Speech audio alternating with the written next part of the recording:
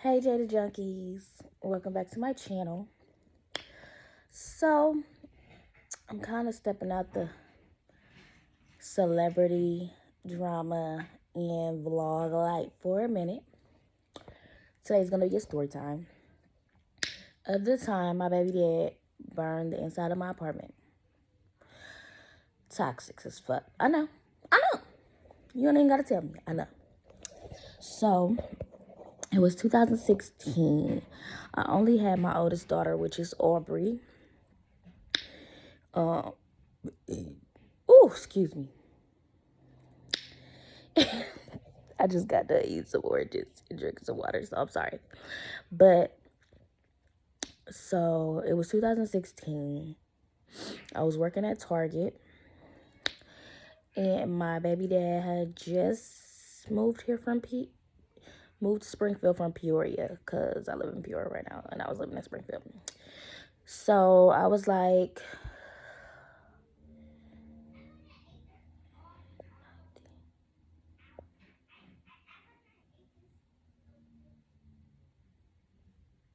21, 22. So my mom had been looking for me and my sister apartment in duplexes because it was the summertime and we wanted to experience having our own place before we, went to go get our own. So my mom bought, it was supposed to be me and my sister's apartment, but it turned into mine. And there's a whole bunch of back stories on why my mom don't fuck with my baby dad. He's just not a good person. I was caught up in because we have a family together or because we have a child together that we need to be together, and that's never the case. I was so head over heels. I don't know what had got into me. I think it was just like I was young and I was craving for love. Even though I had my daughter, I have a good support system, so I don't know why I was craving love that bad, but it was something within myself that I had to work on, which was my self-love. So yeah. So my mom was like, okay, so Jay, I got you an apartment, but I don't want Fred over there. That's his name, Fred. I don't want Fred over there. I just don't feel good about it. I feel like something's going to go down because, mind you, every time my baby daddy's around, something bad happens.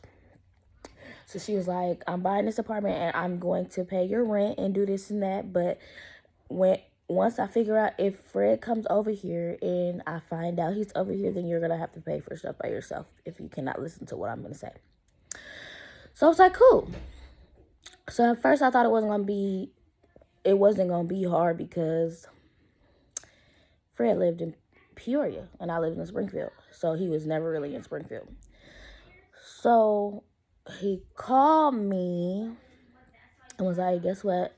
I'm moving to Springfield. I need a place to stay for a few days until I find me a spot.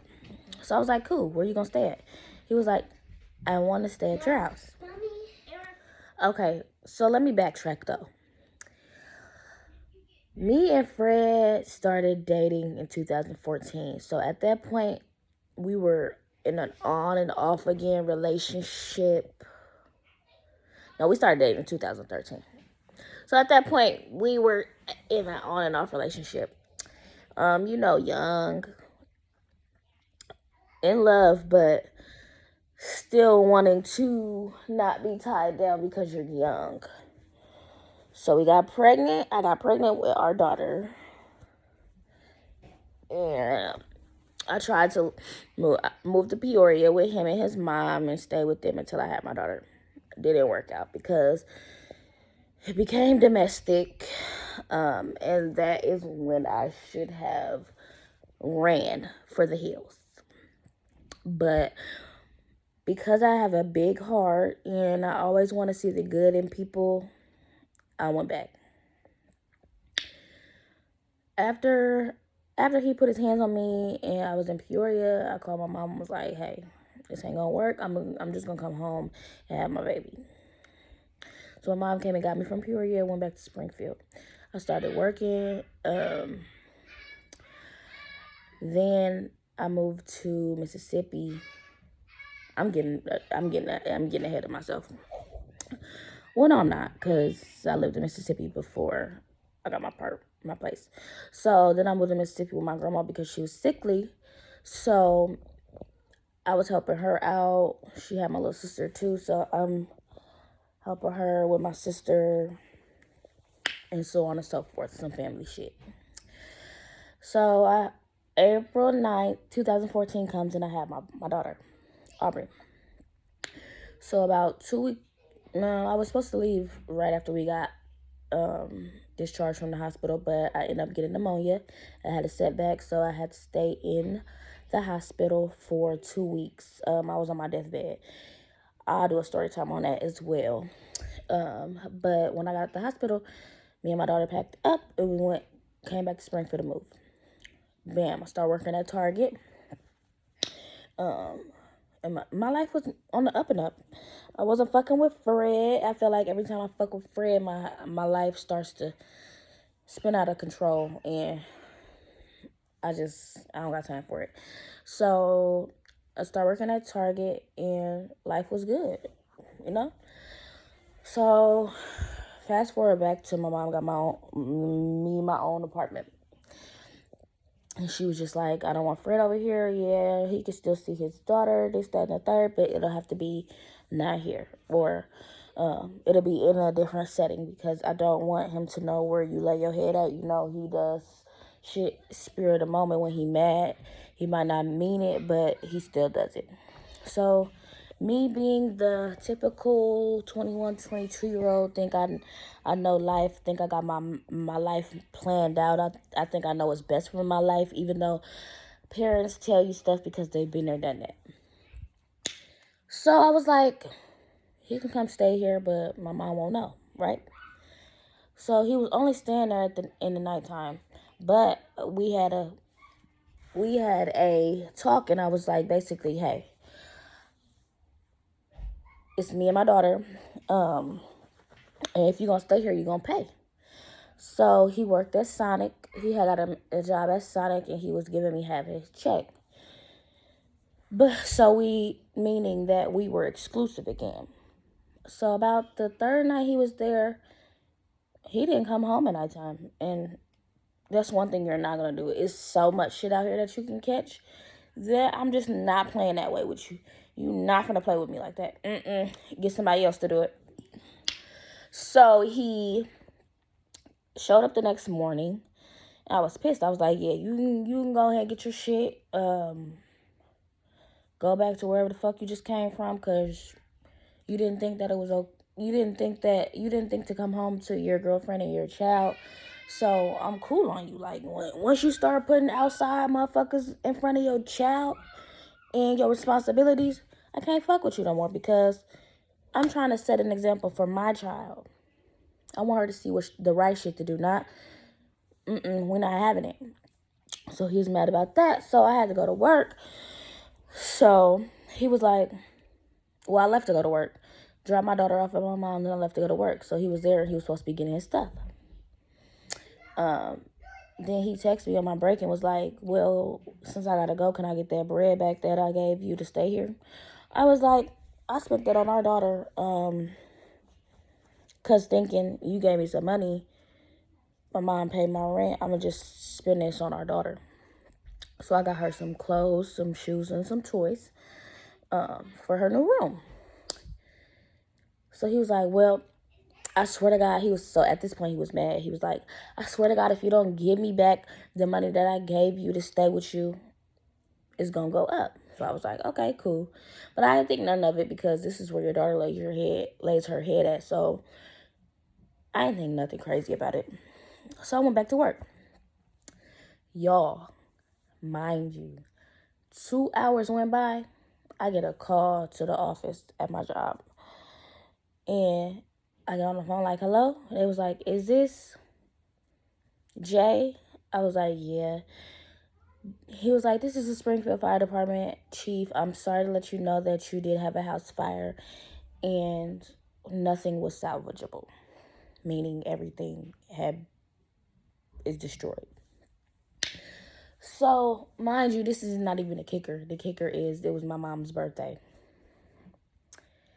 Um, so on top of my mom finding out that my house burned down, she found out that I disobeyed her and let my baby dad stay at my house that she was paying for when she told me not to.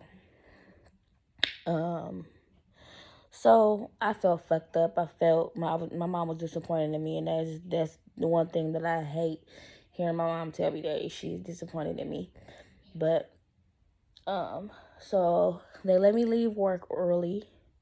I go home and I just busted into tears when I go in when I walk into the door, because my couch, my bathroom, my kitchen, that shit is replaceable. Everything in this house is replaceable. But when I see my daughter's room and knowing that you didn't have any, you ain't have any second thoughts like, damn, this where my daughter stay at. I'm finna burn up all her shit. You didn't have he had no remorse.